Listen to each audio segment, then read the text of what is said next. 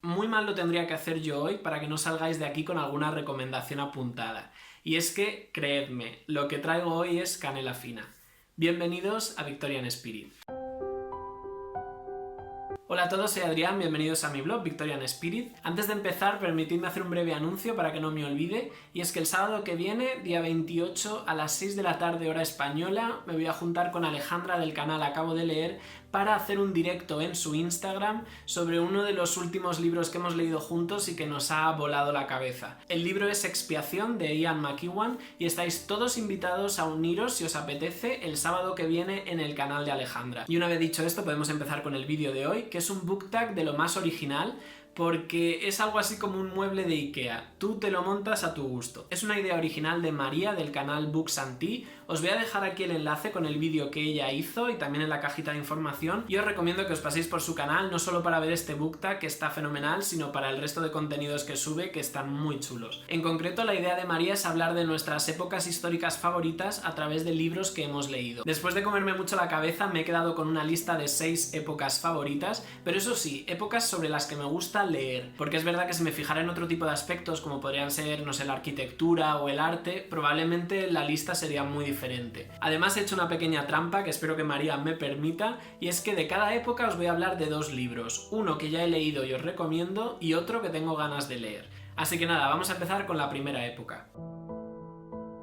La Edad Media es una ambientación que siempre me ha encantado desde pequeño, todo lo que tiene que ver con castillos, con caballeros, con justas, con armaduras, con la lucha a espada, me encanta. De hecho, yo creo que ese es el motivo de que me guste tanto la fantasía, que normalmente recrea este tipo de ambientaciones. Mi recomendación va precisamente por ese camino de la fantasía, aunque logra capturar toda esa esencia romántica de lo medieval. Os estoy hablando de Los Hechos del Rey Arturo, de John Steinbeck, un libro que yo leí cuando tenía unos 15 años, me encantó, guardo muy buen recuerdo de él, y no deja de ser una rareza dentro de la producción literaria de este autor estadounidense que normalmente relacionamos con historias totalmente diferentes. En este libro Steinbeck reinterpreta las leyendas artúricas a partir del manuscrito de La muerte de Arturo, que fue escrito por Sir Thomas Malory en el siglo XV y que es como la fuente original de todo lo que tiene que ver con esta historia tan conocida. En este libro vamos a poder conocer a Arturo, a Merlín, a Ginebra, a Morgana, a la Dama del Lago, vamos a conocer la espada de Excalibur, etc. Si os interesa un poquito el tema, es una muy buena forma de iniciarse. Eso sí, como os decía, es una rareza en todos los sentidos, porque se trata de un borrador inacabado del autor que se publicó de manera póstuma.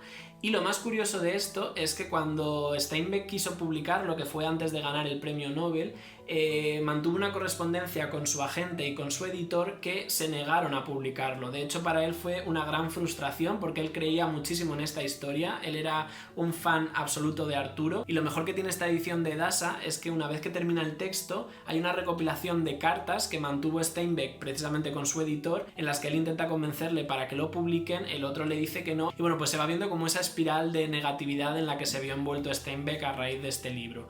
Por todo ello creo que merece bastante la pena leerlo. Y en contraste a las leyendas artúricas os presento otro libro también ambientado en la Edad Media, pero en este caso en la península ibérica. Os estoy hablando de El puente de Alcántara, de Frank Baer. Este es uno de los mayores bestsellers dentro de la literatura histórica, sobre todo dentro de lo que tiene que ver con la Edad Media. Me llama mucho la atención, pero a la vez también le tengo bastante respeto. Y no tanto porque sea un tocho, sino por lo denso que pueda llegar a ser en cuanto a los datos históricos. Frank Baer es un periodista alemán del que prácticamente no se conocen ni fotografías ni entrevistas. Es muy misterioso todo lo que rodea a este hombre. Además, esta fue su primera y última novela, nunca más volvió a escribir nada. Lo dio todo con esto y bueno, pues es de estos petardazos que de repente un autor pega y que no se sabe muy bien de dónde salen. Lo que más me interesa de este libro es que está ambientado en el siglo XI en la península ibérica y está contado por 3 protagonistas que representan a las 3 grandes culturas que había en ese momento en el territorio que hoy es España. Por una parte tenemos a un médico judío que vive en Sevilla, por otra parte tenemos a un escudero cristiano que vive por el norte y por último también tenemos a un poeta árabe que vive en uno de estos reinos de taifas que en este momento dominaban la península. Además, una cosa muy curiosa que tiene el libro es que al principio de cada capítulo te presenta la fecha en la que nos encontramos según los 3 calendarios distintos que manejaban estas 3 culturas, y el primero que aparece es el que te da la pista de cuál va a ser el protagonista de ese capítulo. No sé, todo tiene muy buena pinta, es cuestión de tiempo que me ponga con él, pero bueno, en algún momento caerá. Pasamos a la segunda época.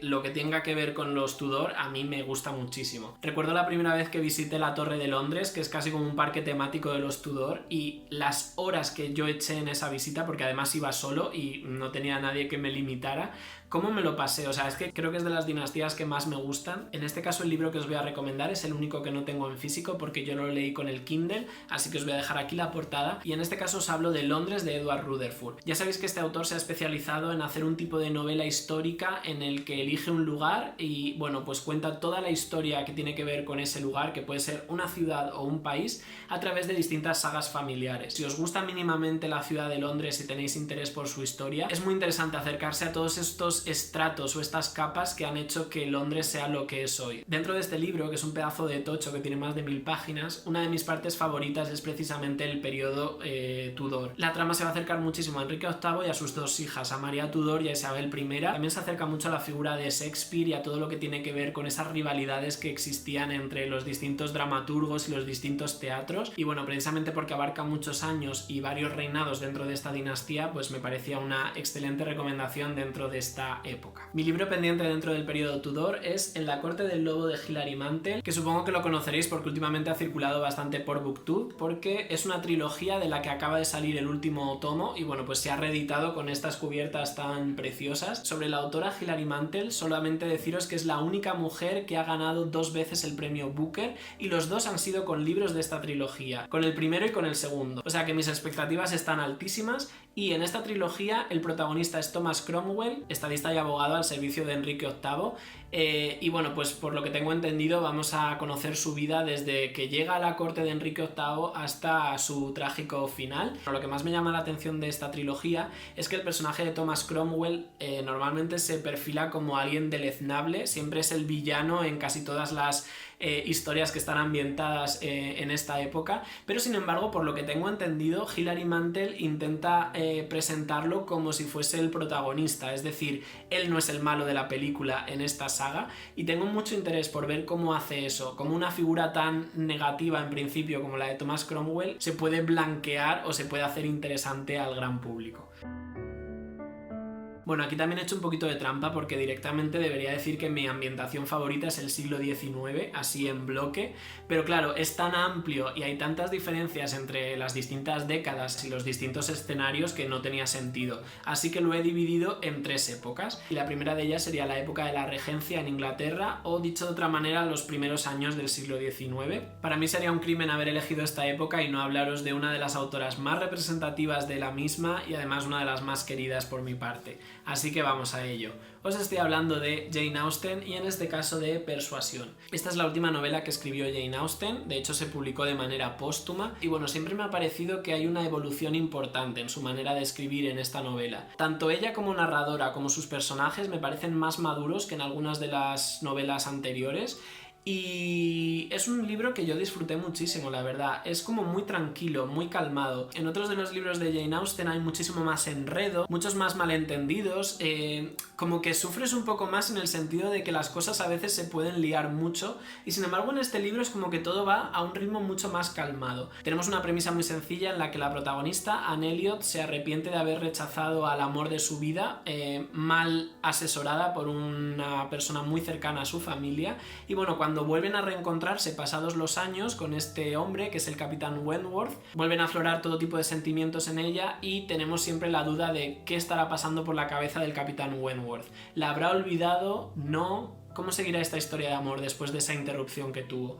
Y como libro pendiente dentro de esta época me he quedado con un relato que es El vampiro de John William Polidori. A este librito tan corto, yo creo que es el más corto que tengo en mi biblioteca probablemente, no llega a las 40 páginas. Le tengo muchas ganas desde que en su día leí Frankenstein de Mary Shelley, porque fue escrito en el mismo momento y en las mismas condiciones. El poeta Lord Byron invitó al matrimonio Shelley a pasar unas vacaciones a Villa Diodati en Suiza y en esa estancia también estaba Polidori Polidori, que era el médico personal de Lord Byron. Fue durante un año en el que no hubo verano en Europa por culpa de una erupción volcánica que hizo que durante todo el año fuera prácticamente invierno, así que estaban dentro de esta villa aburridos y se les ocurrió hacer un concurso de relatos de terror, de relatos fantasmagóricos. En ese momento Mary Shelley empezó a escribir Frankenstein y Polidori escribió este pequeño relato que fue el precursor de todas las historias posteriores sobre vampiros. En este relato corto, un joven británico que se llama Aubrey va a conocer a un noble del que va a sospechar que puede ser un vampiro. Quiero leer este relato porque la figura de Polidori me ha llamado mucho la atención desde que lo conocí.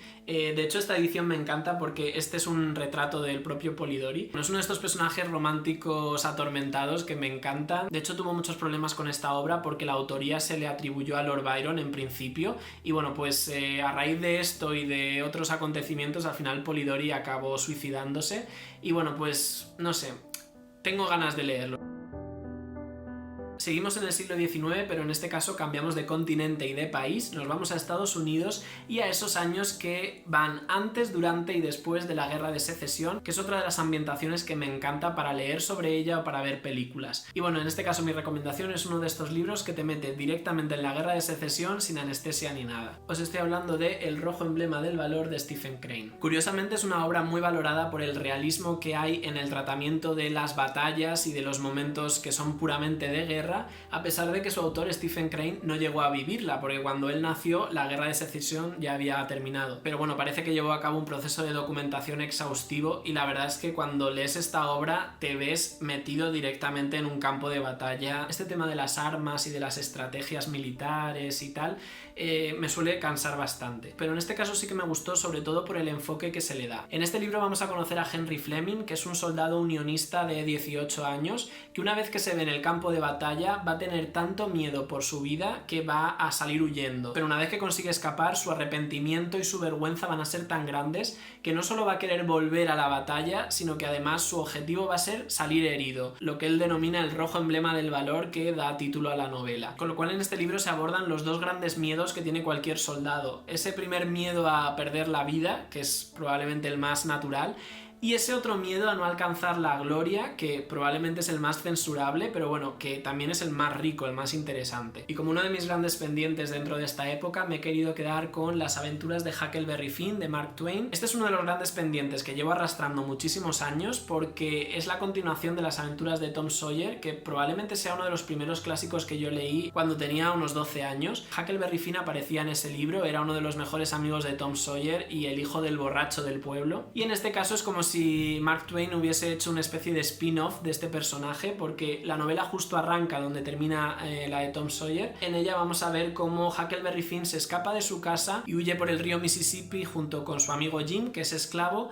para intentar llegar a Ohio, que era un estado libre. Este libro está ambientado justo antes de la Guerra de Secesión y se dice que entre los grandes temas que trata, por supuesto, está el del racismo, pero también el de la amistad, y se descubre mucho de cómo era ese ambiente del sur de Estados Unidos. Una de las principales características de este libro es que es de los primeros que están escritos en inglés vernáculo de Estados Unidos, que es una pena que yo me lo vaya a perder porque tengo la versión en español, pero bueno, eso ya dice mucho de las intenciones de Mark Twain a la hora de retratar a ese sur y esa manera que tenían de hablar, etc.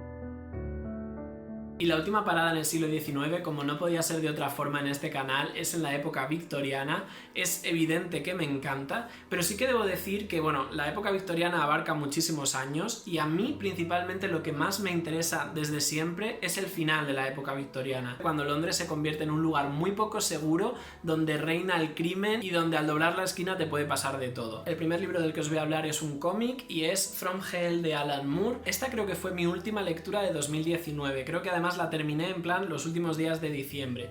Y fue mi primer contacto con Alan Moore y la verdad es que me dejó huella, me encantó, tanto desde un nivel técnico como desde un nivel narrativo, me sorprendió muchísimo.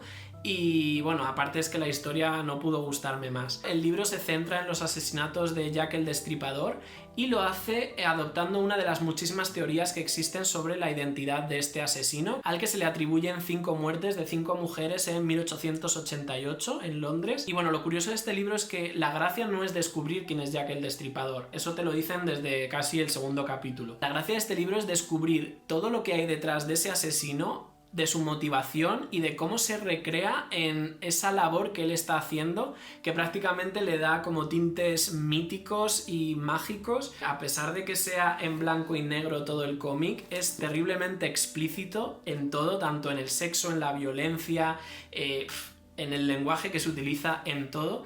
Y bueno, te permite sumergirte muchísimo en esas calles del East End y en este miedo que sufría Londres y sus habitantes por este personaje que estaba matando, aparentemente de manera indiscriminada, pero según este libro, siguiendo un plan muy trazado. Y con mi pendiente de esta época no nos tenemos ni que mover de distrito, seguimos en el East End, concretamente en el barrio de Whitechapel, para hablar de La gente del abismo de Jack London. Este libro de no ficción lo he querido leer desde que supe que existía, que creo que fue antes incluso de abrirme el canal.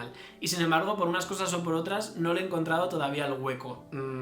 Siempre el mismo discurso, pero es que es verdad, mi problema es de tiempo principalmente, ganas me sobran. Nos volvemos a encontrar con una rareza dentro de la obra literaria de Jack London, que es un autor estadounidense que entre otras cosas escribió Colmillo Blanco o La llamada de lo salvaje, pero que en este caso se trasladó a Londres justo al final de la época victoriana para vivir como un vagabundo en sus calles, para hacer un retrato de cómo era este East End, de cómo era la vida de los más pobres, cómo sobrevivían como podían, cómo estaban totalmente expuestos a todo tipo de horrores y de asesinatos, porque en esa época, de noche, el East End de Londres debía ser de los sitios más peligrosos en los que podías estar sin ninguna duda. Se ha dicho de este libro que es de los más deprimentes que se han escrito nunca, así que el día que me ponga con él ya puedo ir bien mentalizado de que voy a sufrir, pero es que a la vez me atrae tanto esa ambientación que es irresistible.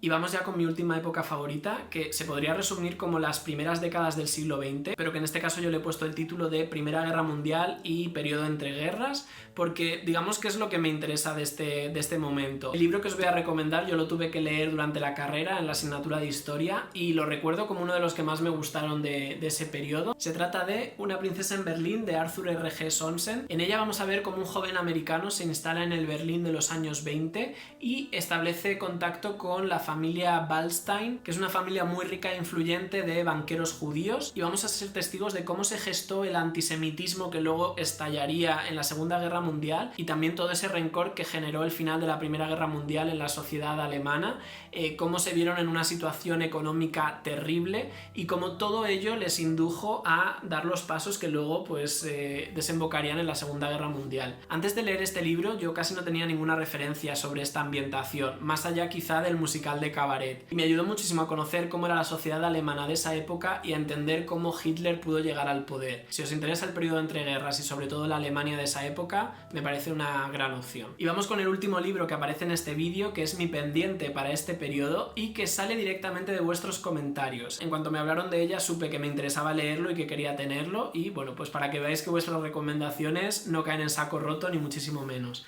Os estoy hablando de Sonámbulos de Christopher Clark. Se trata de un libro de no ficción y en este caso lo que conocemos es el germen de la Primera Guerra Mundial. Por lo poquito que sé, este libro se centra en todos esos movimientos políticos que hubo en todas las naciones que estuvieron involucradas en la Primera Guerra Mundial y cómo desde el momento en el que se produce el asesinato del archiduque de Austria, todo cae como si fueran piezas de dominó y el mundo de repente se ve abocado a su primer gran conflicto bélico mundial. Es un poquito más tocho de lo que yo me esperaba en un principio, pero de verdad que tiene una pinta estupenda. Bueno, pues hasta aquí este BookTag, que espero que os haya resultado interesante. A mí de verdad me ha gustado muchísimo prepararlo. La historia es algo que me apasiona y poder mezclar literatura e historia pues son dos cosas que para mí casan perfectamente. Como siempre os voy a lanzar una pregunta al final del vídeo y en este caso es obvia. Me gustaría saber cuál es una época sobre la que os gusta mucho leer, una ambientación histórica que os guste especialmente. Y nada, si es la primera vez que pasas por aquí y te ha interesado lo que te he contado, te animo a que te suscribas, le puedes dar al cabezón de Sherlock y a la campanita para estar en contacto, y a todos los demás pues muchísimas gracias por estar siempre ahí, por vuestra atención, por vuestra dedicación al canal, y os recuerdo que la semana que viene nos veremos en dos ocasiones si queréis, el sábado para hablar con Alejandra sobre expiación y el domingo con un nuevo vídeo. Hasta entonces, que tengáis una muy buena semana.